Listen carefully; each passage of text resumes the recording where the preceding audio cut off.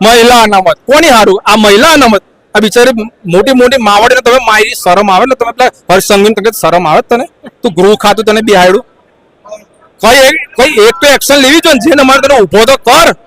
નહીં તારે ડ્રગ્સ પકડે ડ્રગ હું ડ્રગ્સ તમે મહિલાઓને મારો શરમ આવે? તમને પોતાની મા બેનને રોડ પર દોરાવો તો ખરા તમે ખબર પડે કે મા બેનને કેવું દુઃખ થાય. એટલે તદ્દન નામાલિક થઈ ગઈ. જે અમને આશા હતી, જે 2000ની સાલ જે આશા હતી એ ભાજપ અત્યારે રહ્યું નહીં. ગર્વ હતું, છાતી ઠોકીને કહું 370 ને રામ મંદિર ગર્વ હતું. આજે પણ ફેસબુક આડી દરેક ખેડૂત એમને બહુમતી નહીં મળતી ભાજપને. આ દરેક ખેડૂત દરેક ગામની તાકાત છે તારે બહુમત. એવું ના સમજી લે કે અમને એમને બેહી ગયા. તમે એમને નહીં બેઠા ભાઈ. આ દરેક 6.5 કરોડની જનતાનો તમારી પર વોટ પડેલો છે. તારે તમે આટલી બધી મહાસત્તા ભોગવો છે.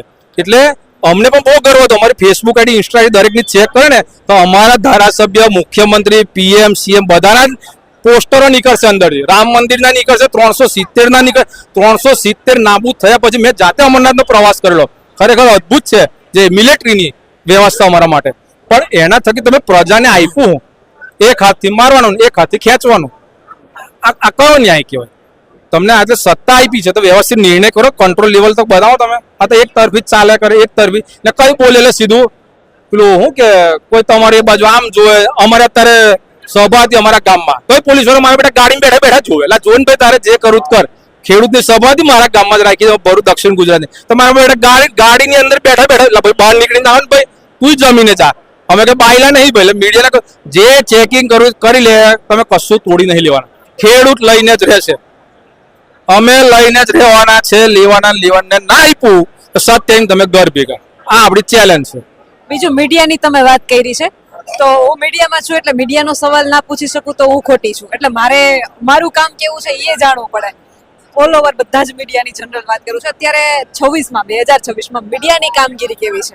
તમને તો બેન સત નમન ને વંદન કહેવાય કે તમે ખેતરે દોડીને ચપ્પલ પહેરા. અમે તો બહુ દૂર છે, તમને એવું લાગતું છે કે અમે તમારો વિડીયો નહીં જોયા, પણ અમે મારું તો ખાલી 800 વસ્તીનું ગામ છે તો પણ અમે તમારા વિડીયો જોયા કે ખેતરમાં તમે તમારા અવાજ છે મેં નહીં તો કહેતા, અમે જોયા તમને કે તમે ચપ્પલ પહેર્યા હવે ખેતરમાં દોડ્યા.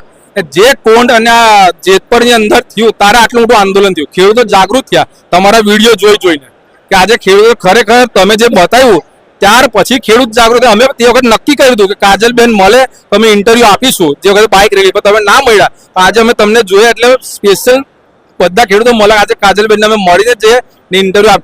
ખરેખર સરકારી દરેક જે મીડિયા નથી અમને ખેડૂત માટે આવે તેને કહું કે ભાઈ પ્રામાણિકપણો મીડિયા ઉપર દરેકને ગર્વ હોય કે તમે સાચું દરેકને બહાર બતાવો. તમે આજે કયો હંત થઈ ગયા?